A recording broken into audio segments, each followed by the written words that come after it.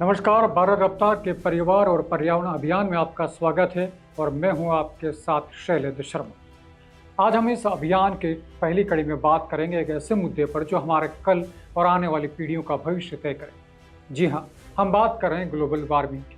आपने देखा होगा कहीं बेमौसम बारिश, कहीं सूखा तो कहीं तूफानी तबाही, कहीं ग्लेशियर पिघल रहे हैं तो कहीं समुद्र का पानी तटों को निकल रहा है। ये सब महज मौसम की मार नहीं है, ये है ग्लोबल वार्मिंग का असर। सीधी भाषा में कहें तो ग्लोबल वार्मिंग मतलब धरती का तापमान लगातार बढ़ना। पिछली एक सदी में ही हमारा औसत तापमान लगभग 1 डिग्री बढ़ चुका है और सुनने में ये भले कम लगे लेकिन असर जानलेवा है। तो सवाल है, ये क्यों हो रहा है? दरअसल ग्लोबल वार्मिंग शब्द का प्रयोग विश्व स्तर पर फैली उस समस्या के लिए किया गया है जिसके अंतर्गत पृथ्वी के तापमान में वृद्धि का संकेत दिया जाता है।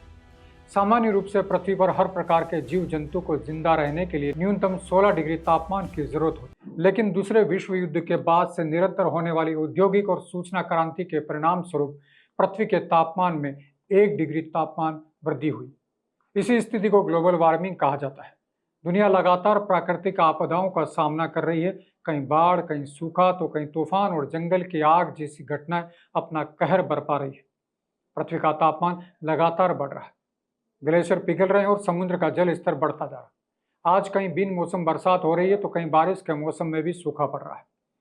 जलवायु का यह परिवर्तन हमारे लिए एक चिंता का विषय बन गया है। क्या आप जानते हैं ऐसा क्यों हो रहा है? क्यों हमें मौसम में लगातार ये बदलाव देखने को मिल रहे हैं? यह सब हो रहा है ग्लोबल वार्मिंग की वजह से।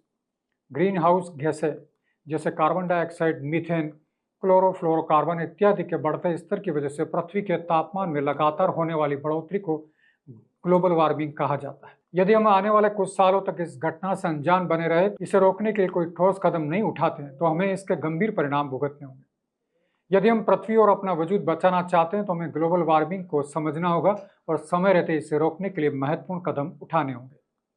आज की इस कड़ी में हम आपको विस्तार से बताएंगे कि ग्लोबल वार्मिंग क्या है, ग्लोबल वार्मिंग के कारण, प्रभाव और इसे रोकने के उपाय के बारे में। तो चलिए आगे बढ़ते हैं और जानते हैं ग्लोबल वार्मिंग से जुड़ी संपूर्ण जानकारी। पृथ्वी की सतह के नजदीक धीरे धीरे तापमान में वृद्धि होने की घटना को ग्लोबल वार्मिंग कहते हैं। ग्लोबल वार्मिंग का मुख्य कारण ग्रीन हाउस प्रभाव, जो कार्बन डाइऑक्साइड, CO2, क्लोरोफ्लोरोकार्बन यानी कि CFCs और अन्य प्रदूषकों की बढ़ती मात्रा से उत्पन्न होता है। यह घटना पिछली 1 या 2 शताब्दियों से देखी जा रही है। वैज्ञानिकों द्वारा कई वर्षों से किया जा रहा यह अध्ययन स्पष्ट दर्शाता है कि पृथ्वी के तापमान में लगातार बढ़ोतरी हो रही है। तापमान में होने वाले इस क्रमिक बदलाव ने पृथ्वी के जलवायु के स्वरूप को पूरी तरह से बदल कर रख दिया। ग्लोबल वार्मिंग का एक नहीं बल्कि कई कारण हैं जिनका मनुष्यों, जीव जंतुओं और पेड़ पौधों पर नकारात्मक प्रभाव पड़ता है। ये कारण प्राकृतिक और मानव गतिविधियों का परिणाम हो सकते हैं। ग्लोबल वार्मिंग को पढ़ने से रोकने के लिए इसके प्रभावों को जानना और लोगों तक इसकी जानकारी पहुंचाना बेहद जरूरी है। ग्लोबल वार्मिंग के कारण जो आप जान सकते हैं, उसके लिए जो जिम्मेदार है, पहला कारण है मानव जनित कारण, जिसमें पहला वाहनों का इस्तेमाल। भले ही वाहन हमारे आने जाने को सुविधाजनक बनाते हों, लेकिन ग्लोबल वार्मिंग का एक बड़ा कारण है। थोड़ी दूरी तक चलाने पर ये कई तरह की गैस उत्सर्जित करते हैं। वाहनों में जीवाश्म ईंधन का दहन होता है जो बड़ी मात्रा में कार्बन डाइऑक्साइड वातावरण में छोड़ता है, जिस कारण तापमान में वृद्धि होती है। दूसरा, क्लोरोफ्लोरोकार्बन। गर्मियों के दिनों में हम जिन एयर कंडीशनर, AC और रेफ्रिजरेटर का इस्तेमाल करते हैं, असल में वही गर्मी बढ़ाने के जिम्मेदार होते हैं।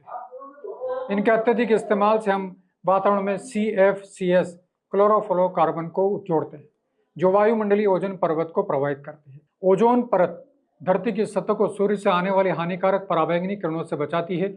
CFCs ओजोन परत का ह्रास करती है, जिससे पराबैंगनी किरणों को धरती पर आने का रास्ता मिल जाता है और वह पृथ्वी के तापमान को बढ़ाती है। तीसरा है वनों की कटाई। पौधे ऑक्सीजन का मुख्य स्रोत होते हैं। ये पर्यावरण से कार्बन डाइऑक्साइड ग्रहण करते हैं और ऑक्सीजन छोड़ते हैं ताकि पर्यावरण संतुलन बना रहे। लेकिन घरेलू और व्यावसायिक जरूरत को पूरा करने के लिए वनों को काटा जा रहा है। इससे पर्यावरण असंतुलन पैदा हो रहा है, जो ग्लोबल वार्मिंग को बढ़ावा देता है। चौथा है औद्योगिक विकास। जब से औद्योगिकरण की शुरुआत हुई है, तब से पृथ्वी का तापमान तेजी से बढ़ रहा है। फैक्ट्रियों से होने वाला जहरीला उत्सर्जन पर्यावरण में जहर घोलने के साथ साथ तापमान में भी वृद्धि कर। 2013 में जलवायु परिवर्तन के लिए अंतर सरकार पैनल ने बताया कि सन 1880 से 2012 के बीच वैश्विक तापमान में 0.9 डिग्री सेल्सियस की बढ़ोतरी हुई। यदि पूर्व औद्योगिक औसत तापमान से तुलना की जाए तो 1.1 यानी कि 1.1 डिग्री सेल्सियस की बढ़ोतरी दर्ज की गई। सुनने में ये वृद्धि भले ही कम लगती हो, लेकिन असल में तापमान वृद्धि की यह दर एक चिंता का विषय है। पांचवा, कृषि। विभिन्न कृषि गतिविधियों से कार्बन डाइऑक्साइड और मीथेन पैदा होती है, जो पर्यावरण में ग्रीन हाउस गैसों के रूप में जुड़ती है और पृथ्वी के तापमान में वृद्धि करती है।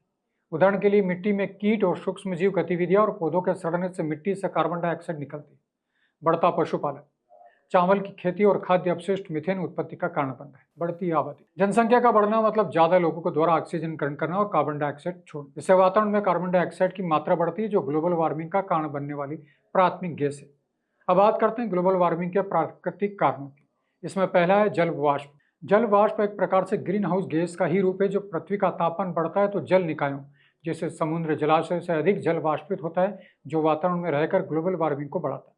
दूसरा है जंगल की आग।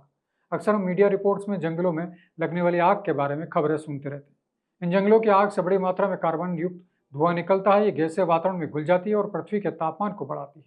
परिणाम स्वरूप ग्लोबल वार्मिंग बढ़ जाता है। तीसरा, ज्वालामुखी। ज्वालामुखी ग्लोबल वार्मिंग को बढ़ा देने वाला सबसे बड़ा प्राकृतिक कारण माना गया है।